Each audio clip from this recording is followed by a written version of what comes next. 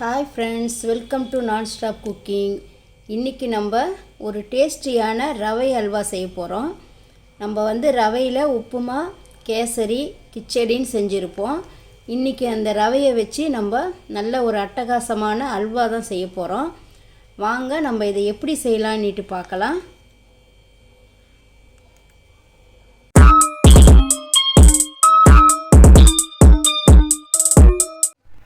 இப்போ நம்ம இந்த ரவை அல்வா செய்கிறதுக்கு ஒரு பவுல் எடுத்துக்கின்னு அதில் நான் ஒரு கப்பு ரவையை இந்த பவுலில் போட்டிருக்கிறேன். அதுக்கு நம்ம 2 கப்பு தண்ணி விட்டுக்கலாம்.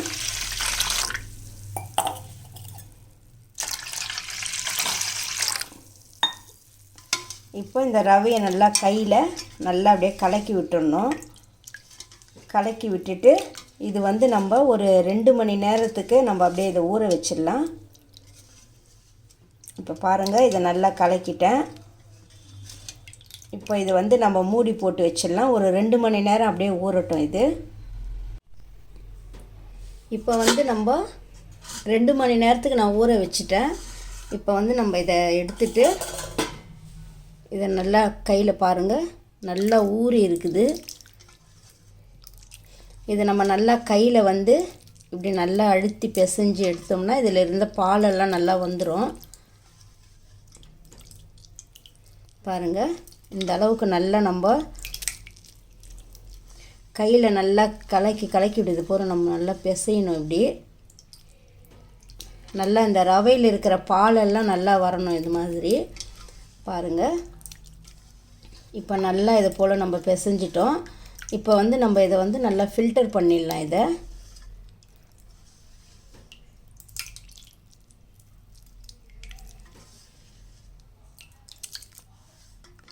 இப்போ இதை நம்ம நல்லா ஃபில்டர் பண்ணிடலாம்.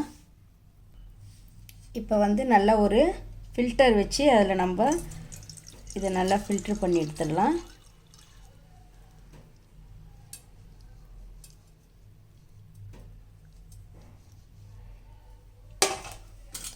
இப்போ இதை நல்லா நம்ம இது போல் நல்லா அழுத்தி விட்டு இந்த பாலெல்லாம் சுத்தமாக நம்ம எடுத்துடணும். பாருங்கள், இப்போ இது நல்லா இந்த பாலை எடுத்துட்டோம். இப்போ நம்ம மறுபடியும் இதே பவுல்லே இதை நம்ம போட்டுட்டு இன்னும் ஒரு கப்பு தண்ணி விட்டுக்கலாம். இப்போ இதை இன்னும் நல்லா கையில் நல்லா நம்ம கரைச்சிக்கணும். இப்போ இது நல்லா இன்னும் நல்லா பாருங்கள், இந்த அளவுக்கு நல்லா கரைச்சிட்டு இப்போ இதை மறுபடியும் நம்ம ஃபில்ட்ரு பண்ணிடலாம்.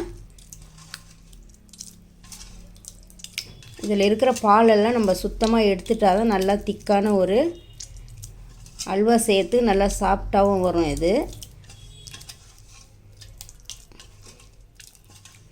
நல்லா நம்ம 2 முறை இதை நல்லா கையில் பிசைஞ்சு இந்த பாலெல்லாம் நல்லா எடுத்துடணும்.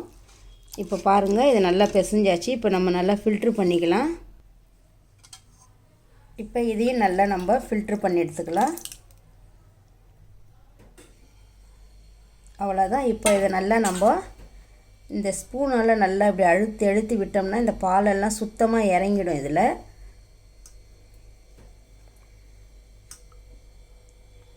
இப்போ நல்லா இதை போல் அழுத்தி எடுத்துட்டு இப்போ நம்ம இதில் 3 கப்பு தண்ணி ஊற்றி நம்ம நல்லா இந்த ரவையெல்லாம் நல்லா கரைச்சி நல்லா ஃபில்ட்ரு பண்ணி எடுத்து வச்சுருக்கேன். பாருங்கள், ஃபஸ்ட்டு நான் 2 கப்பு தண்ணி ஊற்றி ஊற வச்சேன். அடுத்தது 1 கப்பு தண்ணி ஊற்றி மறுபடியும் 2வது முறை நல்லா கரைச்சி ஃபில்டர் பண்ணிட்டேன். இதுதான் இந்த 3 கப்பு தண்ணி. இதுக்கு நம்ம 1.5 கப்பு சர்க்கரை போட்டுக்கலாம். எந்த கப்பால் நம்ம ரவை எடுத்தோமோ அந்த கப்புலேயே 1.5 கப்பு சர்க்கரை எடுத்துக்கலாம். இதுக்கு இப்போ நம்ம இந்த எடுத்து வச்ச பாலை ஒரு கடாயில் ஊற்றிடலாம். நம்ம இப்போ நம்ம இதை நல்லா கலக்கி விட்டுக்கினே இருக்கணும். நம்ம கைவிடாமல் இதை கலக்கி விட்டுக்கினே இருக்கணும். இதை இப்போ இதை நல்லா நம்ம கைவிடாமல் நல்லா கலக்கிக்கினே இருக்கணும். இல்லாட்டினா அப்படியே கட்டி விழுந்துடும். கொஞ்சம் தீ வந்து நம்ம மீடியம் இதில் தான் தீ போட்டு நம்ம இதை கிளறணும். ரொம்ப அதிகமாக தீ வச்சாலும் நம்மளுக்கு இது தீஞ்சு போயிடும். இப்போ இதை நல்லா இப்படியே கலக்கிக்கினே இருக்கலாம். பாருங்க, இப்பவே கொஞ்சம் நல்லா அப்படியே பாருங்க, இது போல கட்டி கட்டி ஆயிட்டு விட்டு பாருங்க. இதை நல்லா நம்ம கைவிடாம கிளறிட்டே இருக்கணும். கொஞ்ச நேரம் கூட நம்ம இதை விடக்கூடாது. இது போல கிளறிக்கிட்டே தான் இருக்கணும். இது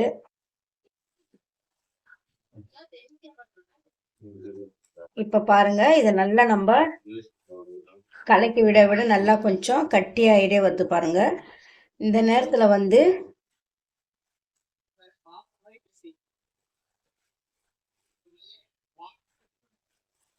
நல்லா கிளறிக்கிட்டே இருக்கணும். இந்த அளவுக்கு பாருங்க. இப்ப எந்த அளவுக்கு வந்திருக்கு பாருங்க. இது இப்போ வந்து நம்ம கேரமல் செஞ்சுக்கலாம். இதுக்கு வந்து நல்ல ஒரு கலரு, ஒரு டேஸ்ட் வரும் நம்ம கேரமல் செஞ்சு போட்டோம்னா. இதுக்கு வந்து நான் 4 டேபிள் ஸ்பூன் வந்து சர்க்கரை போட்டிருக்கேன் பாருங்க. இதுல வந்து ஒரே ஒரு டீஸ்பூன் வந்து நம்ம தண்ணி விட்டுக்கலாம். அதிகமா விடக்கூடாது. பாருங்க, இதை நல்லா அப்படியே கலக்கிக்கிட்டே இருக்கணும்.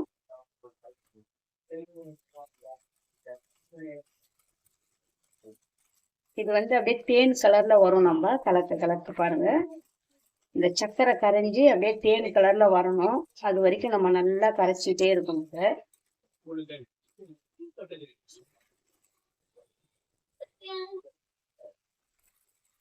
இப்ப நல்லா எப்படி பொங்கி வருது பாருங்க. இது வந்து நல்லா வந்து இப்ப கலர் மாறி வரும். இன்னும் கொஞ்சம் கிளறிட்டே இருந்தாங்கன்னா இப்ப நம்ம இந்த அல்வாக்கு வந்து எந்த கலரும் நம்ம ஃபுட் கலர்லாம் எதுவுமே நம்ம போடல. இப்ப இந்த கேரமல் தான் நம்ம போட்டோம்னா இது வந்து நல்ல ஒரு கலர் கொடுப்போம். இதுல டேஸ்டும் நல்லா இருக்கும் இந்த கேரமல்ல.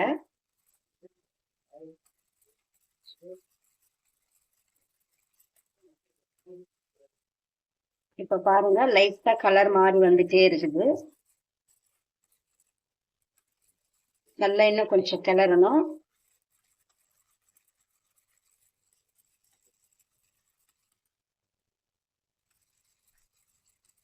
நல்லா தேன் கலருக்கு வருது பாருங்க.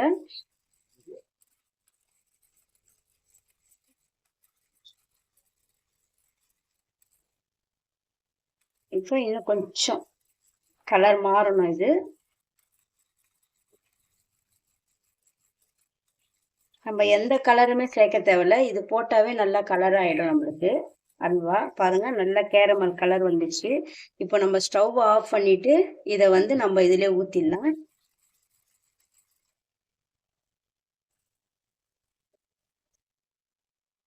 இப்போ இந்த கேரமல்ல இதுல ஊத்திடலாம்.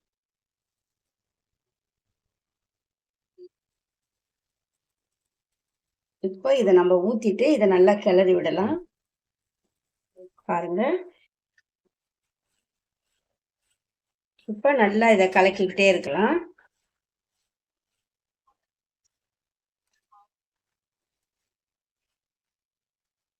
இப்ப நம்ம இந்த கேரமல் செஞ்சு இதுல ஊத்தினோடனே பாருங்க, கலரே நல்லா மாறிடுச்சு.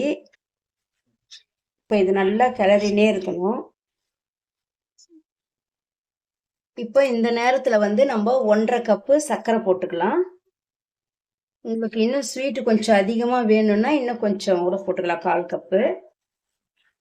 இது வந்து நல்லா கரெக்டான அளவு நம்மளுக்கு ஸ்வீட்டா இருக்கும். இது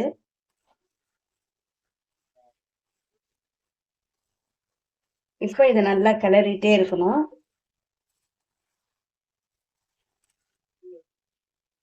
இதுக்கு நெய் வந்து நம்மளுக்கு நல்லா ஒரு 1/2 கப்பு, அப்படி இல்லாட்டினா 1/2 கப்புக்கு கொஞ்சம் கம்மியா கூட எடுத்துக்கலாம் நம்ம. இப்போ இது நல்லா நம்ம கிளறி விட்டுக்கிட்டே இருக்கலாம்.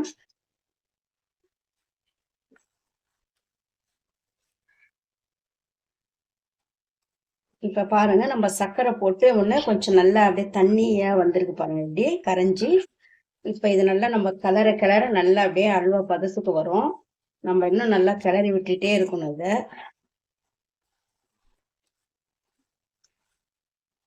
இப்ப வந்து நம்ம இதுல ஒரு டீஸ்பூன் வந்து நெய் சேர்த்துக்கலாம்.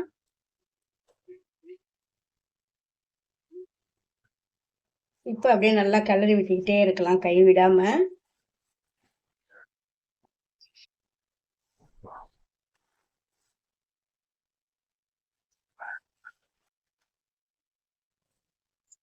இப்போ பாருங்க நல்லா இன்னும் கொஞ்சம் நல்லா கட்டியாகி வந்துச்சு. நல்லா அல்வா பதத்துக்கிட்ட வந்துட்டே இருக்குது பாருங்க. இப்போ வந்து நம்ம இன்னும் 1 டீஸ்பூன் நெய் விட்டுக்கலாம்.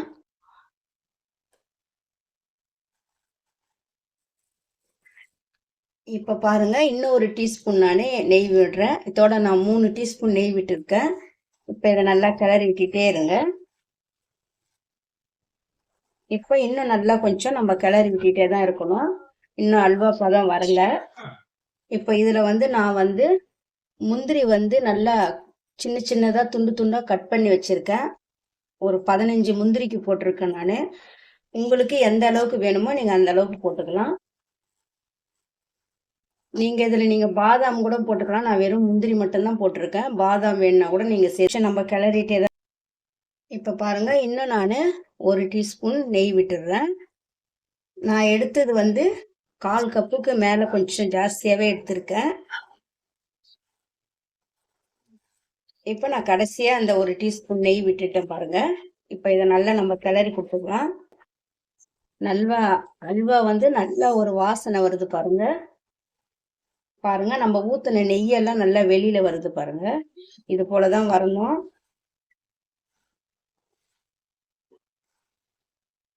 நல்ல ஒரு அருமையான டேஸ்ட்ல ஒரு ரவை அல்வா நல்லா ரெடி ஆயிடுச்சு பாருங்க.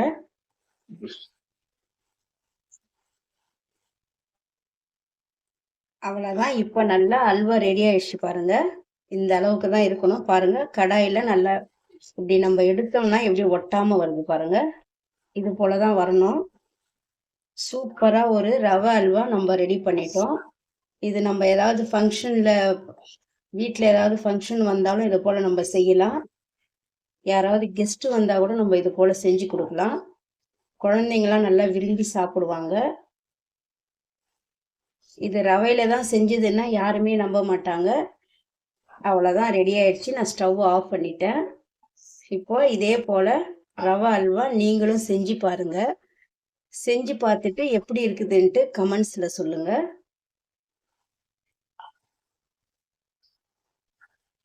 இது வந்து நல்லா நம்ம ஒரு பவுலில் எடுத்து வச்சிடலாம். இது வந்து நம்ம ஒரு 10 நாள் கூட கெடாமல் இருக்கும். ஃப்ரிட்ஜில் வச்சு எடுத்து சாப்பிடலாம். 10 நாளைக்கு நல்லா இருக்கும் அப்படியே.